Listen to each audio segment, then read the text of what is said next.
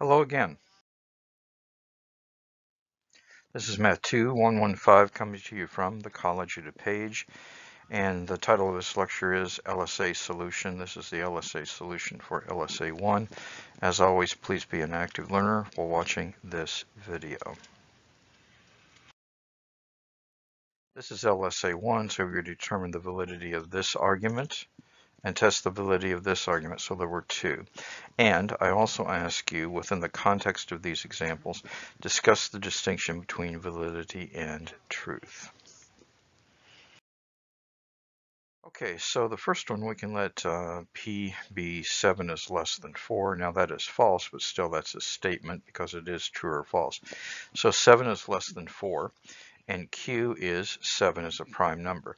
So if we use this kind of definition, then the first argument may be rendered as P implies not Q, not P, therefore not Q or Q. And this is the fallacy of the inverse.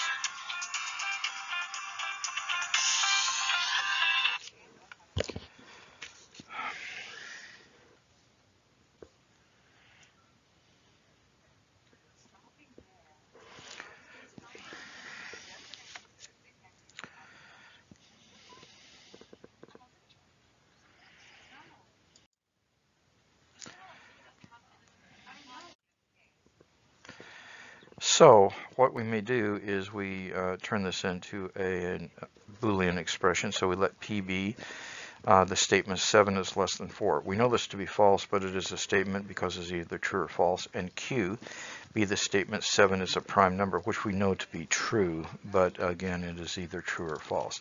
Then the first argument that we showed may be rendered in a syllogism as P implies not Q, or if P, then not Q. And then we go not P, therefore not Q, or that will be the negation of Q. Here I was using not the symbol that we have. It should be the angle bar, but that's the negation. And so this is if P, then not Q, not P, therefore Q. Now this is the fallacy of the inverse that we talked about in some of our videos, and this is known to be not a valid argument.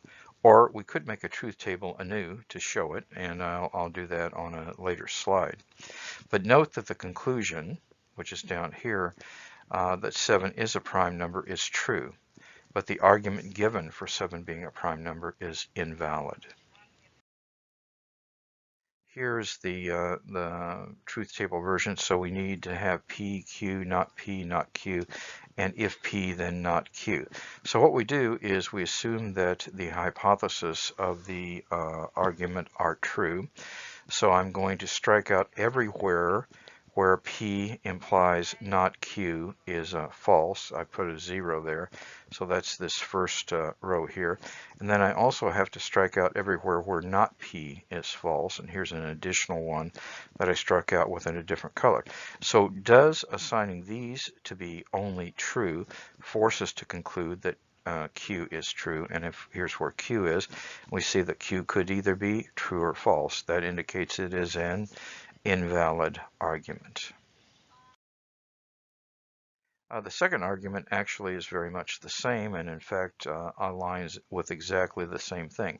Here we let P be two sides of a triangle are equal. That actually should have probably said equal in measure, and Q as opposite sides are equal in measure, and so this is a theorem you learned about isosceles triangles, and in fact this is an if and only if. But the argument presented here can be structured as if P, then not Q, not P, therefore Q. So again, this is invalid for the same reason. But again, the whole thing is a true theorem, and so the big conclusion here is that the truth or falsehood is a different issue than the validity or invalidity of an argument. In closing, now more than ever, time is precious. Each day must count. Do the math, it'll make you strong. And now, more than ever, take care of yourself. Self-care is important. And take care of each other. We're all in this together. God bless you all.